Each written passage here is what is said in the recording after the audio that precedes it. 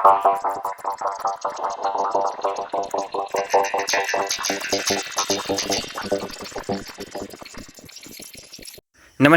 मैं कुमार, आप देख रहे हैं स्टार मिथिला। पिछले वीडियो पर एक कमेंट मिला, जिस कमेंट में मनी कुमार झा जी के द्वारा लिखा गया है जो वर्तमान में इस रूट पर यानी कि सहरसा फॉरबिसगंज रूट पर कुछ ब्रिजेस का निर्माण कार्य चल रहा है, जिसके कारण से वर्तमान में ट्रेनों की परिचालन नहीं की जा रही है। हालांकि उस कमेंट में और बहुत सारी चीज़ें लिखी गई है, लेकिन मैं आप सभी व्यूअर को रिक्वेस्ट करता हूं जो अफवाह न फैलाएं। अगर किसी बात की जानकारी न हो तो आप हमारे नीचे दिए गए व्हाट्सएप नंबर पर संपर्क कर सकते हैं, आपको जानकारी दी जाएगी। लेकिन किसी भी प्रकार से अफवाह फैलाने की कोशिश न करें। जहां तक हुई पुल की बात, इस वीडियो को अंत तक ज़रूर देखिएगा और वीडियो को शेयर ज़रूर कीजिएगा। कारण ये है जो इस रूट पर ऐसी कोई समस्या ही नहीं है, ये रेलवे खुद बोल रहा है। और जब रेलवे बोल रहा है जो इस रूट पर किसी भी प्रकार की पुल की समस्या नहीं है, तो हम या आप कैसे कह सकते हैं इस चीज़ को। चलिए मैं आपको आगे वीडियो में दिखाता हूं जो किस प्रकार से रेलवे कह रही है जो इस रूट पर किसी भी प्रकार की पुल की समस्या नहीं है। सबसे पहले पूर्व मध्य रेल निर्माण संगठन के द्वारा भेजा गया ये जवाब देखिए।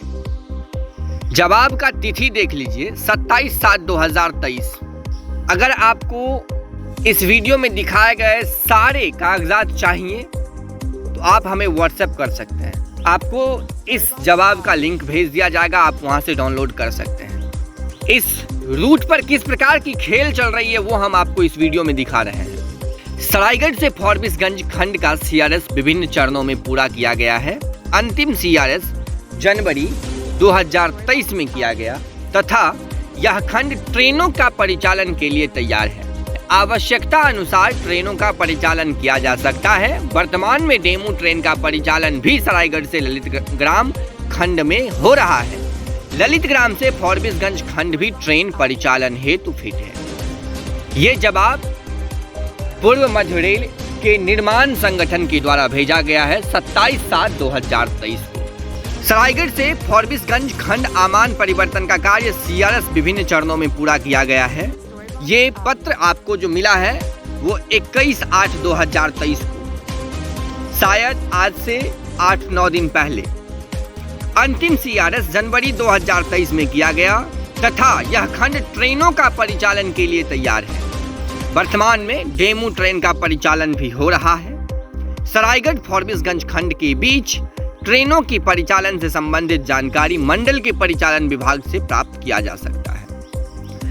ये दो जवाब जो रेल विभाग द्वारा पूर्व मध्य रेल निर्माण संगठन के द्वारा प्राप्त हुआ है, दोनों हम आपको दिखाए हैं। दोनों पत्र में कह रहा है ये रूट ट्रेनों की परिचालन के लिए पूर्ण रूप से फिट है, कहीं कोई दिक्कत नहीं है। उसके बाद आज से ठीक 2 दिन पूर्व मेरी बात डीआरएम समस्तीपुर से हुई, जिनका भी यही कहना है जो इस रूट पर किसी भी प्रकार की कोई दिक्कतें वर्तमान में नहीं है। ये रूट ट्रेनों की परिचालन के लिए पूर्ण रूप से फिट है। हम लोग सिर्फ डेट का इंतजार कर रहे हैं। उसके बाद हम आपको एक और मैसेज दिखाते हैं जो डीआरएम समस्तीपुर से प्राप्त। Few trains have been proposed from division awaiting approval from board. However, Railway Board has announced one express train Danapur to Jogbani via Samastipur Darbhanga Forbesganj awaiting inauguration। ये मैसेज डीआरएम समस्तीपुर के द्वारा प्राप्त है। हम 3 जवाब आपको दिखाए हैं, तीनों में एक ही चीज कही गई है, किसी भी प्रकार की समस्या नहीं, अपितु इस रूट पर सिर्फ डेट के कारण ट्रेन का परिचालन रुका हुआ है।